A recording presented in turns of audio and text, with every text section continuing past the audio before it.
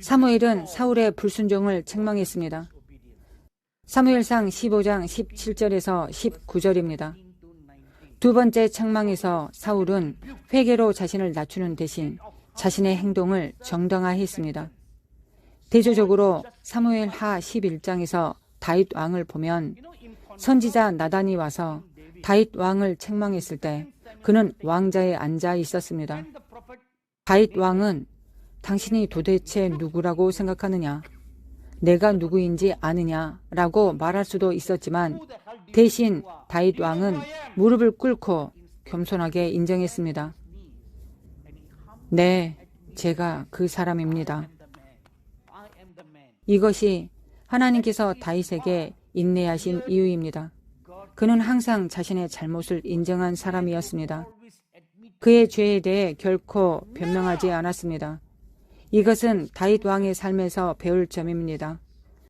잘못을 했을 때, 죄를 범했을 때 절대로 주님, 제가 모르고 있습니다 라고 말하지 마십시오.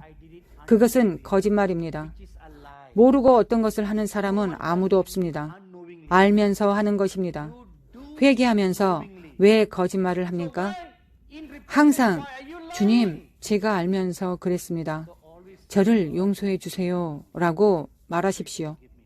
겸손하게 벌거벗은 마음으로 인정한다면 하나님이 속히 용서하실 것입니다. 그분의 마음은 당신을 위한 자비로 녹을 것입니다. 그것이 하나님의 성품입니다. 이스라엘의 모든 왕들 가운데 아합만큼 악한 사람은 없었습니다.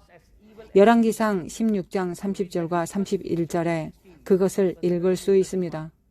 열왕기상 21장에서 하나님은 엘리야를 보내서 아합을 꾸짖었습니다. 당신은 죽을 것이다. 당신이 이것을 할 것이다. 저것을 할 것이다. 모든 악한 말이 그에게 주어졌습니다. 그 말을 한 후 엘리야가 떠났습니다. 주님의 말씀이 엘리야에게 임하였습니다. 아합이 내 앞에서 겸비함을 내가 보느냐? 그가 바닥에 엎드려 울고 있다.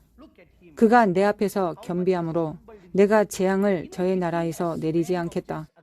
몇 분 안에 하나님의 마음이 사랑으로 녹았습니다. 이것이 바로 하나님이십니다.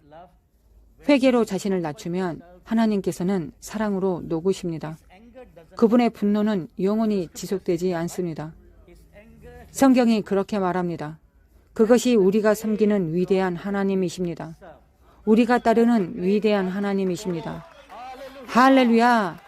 할렐루야! 그분의 분노는 영원히 지속되지 않습니다. 그러니 항상 속히 회개하십시오. 절대 당신이 행한 잘못에 대해 변명하지 마십시오. 겸손하게 네 주님, 제가 그랬습니다. 알면서 행하였습니다. 주님, 저를 용서해 주십시오 라고 말하십시오. 결국 사무엘상 15장 26절에 하나님은 사울을 왕으로 버리셨다고 말합니다. 더 이상 회개할 일이 없습니다. 완전히 하나님께 거부되었습니다. 17번째, 사울이 몰락한 원인은 무엇입니까? 세 가지가 있습니다. 첫째, 그는 하나님의 명령에 불순종했습니다. 둘째, 그는 사람들 앞에서 잘 보이고 싶어 했고 사람을 기쁘게 하는 사람이 되었습니다. 셋째, 그는 권력과 영향력을 원했고 이를 통해 선지자 사무엘에게 자신을 사람들 앞에서 잘 보이고 인정받게 해달라고 말했습니다. 이것이 그의 몰락으로 이어졌습니다. 만약 그가 다윗 왕이 한 것처럼 하나님의 발 앞에 겸손히 엎드렸다면 그의 나라는 계속되었을 것입니다. 하지만 은혜는 지금 사라졌습니다. 18번째, 사울은 우리 모두와 마찬가지로 잘 시작했습니다. 이 세상에서 여러분이 알게 된 모든 하나님의 사람은 모두 잘 시작했습니다. 그러나 예정을 따라가면서 좋게 혹은 나쁘게 변합니다. 겸손한 사람에서 사울은 교만한 사람으로 변했습니다. 그는 자만심으로 우쭐해졌습니다. 인내심 있는 사람에서 인내심이 없는 사람으로 변했습니다. 불안함을 느꼈기 때문입니다. 사심 없는 사람에서 질투심 많은 사람으로 변했습니다. 그는 다윗을 죽이려고 했습니다. 이것이 사울 왕의 흥망성쇠입니다. 트럼프의 삶에서 유사점을 찾을 수 있습니까? 지금은 아닐 수도 있지만 분석할 수 있습니다. 이것이 지난 선거에서 트럼프에게 일어난 일입니다. 그는 왜 패배했습니까? 교만입니다. 첫 임기 성공에 대한 그의 교만입니다. 그 이유 중 하나는 그에게 잘못된 조언을 하는 거짓된 기독교 지도자로 둘러싸여 있었기 때문입니다. 그는 오른쪽과 왼쪽에 거짓 기독교 지도자들로 둘러싸여 있었습니다. 대통령 임기 3년 차나 마지막 해였습니다. 주님이 제게 트럼프에게 가서 교만에 대해 강하게 말하라고 하셨습니다. 그래서 저는 폰동 감독님께 말씀드렸고, 그는 백악관에 있는 인맥으로 약속을 잡기 위해 최선을 다했지만 어쨌든 잘 안 되었습니다. 그런 다음 제가 개인적으로 잘 아는 다른 하나님의 선지자에게 이야기를 들었습니다.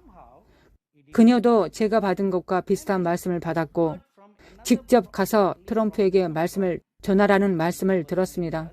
하지만 그녀는 트럼프를 만날 수 없었습니다. 저는 나중에 알게 되었습니다.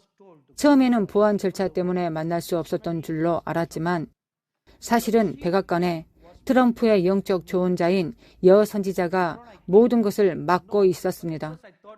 결과적으로 트럼프는 느부갓네살 왕처럼 한 시즌 동안 징계를 받아야 했습니다. 다니엘 4장에서 느부갓네살이 교만함으로 우쭐했을 때 먼저 다가올 심판에 대해 경고를 받았습니다. 그 후 선지자 다니엘은 느부갓네살 왕에게 지혜로운 조언을 했습니다. 왕이여, 자신을 낮추십시오. 공의를 행함으로 죄를 사하고 가난한 자를 긍휼히 여김으로 죄악을 사하소서. 그리하시면 왕의 평안함이 장구하리이다. 느부갓네살 왕이 들었습니까? 그렇게 하지 않았습니다.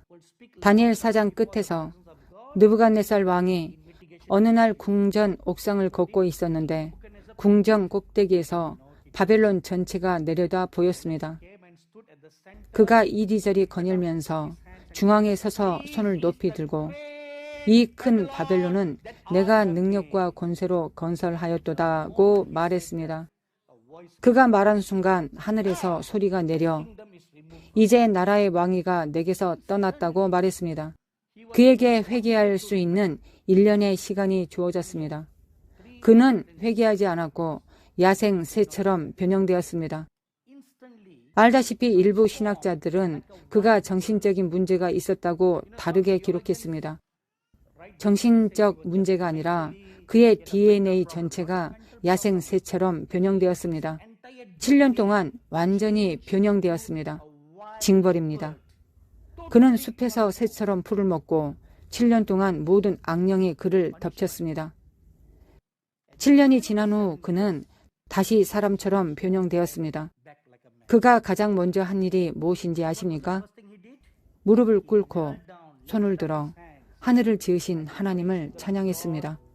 그때부터 죽을 때까지 그는 겸손한 사람이자 하나님을 경외하는 사람으로 남았습니다. 마지막으로 주님은 트럼프가 대통령의 왕관을 얻기 위해 자신을 낮추고 하나님의 마음을 가진 사람이 되어야 한다고 말씀하십니다. 이것이 바로 제가 하나님의 보좌로부터 여러분에게 전하는 말씀입니다. 여러분의 위대한 나라를 위해 기도할 충분한 연료를 갖게 될 것입니다. 마치기 전에 마지막으로 한마디만 더 하겠습니다. 여러분은 갈림길에 서 있습니다.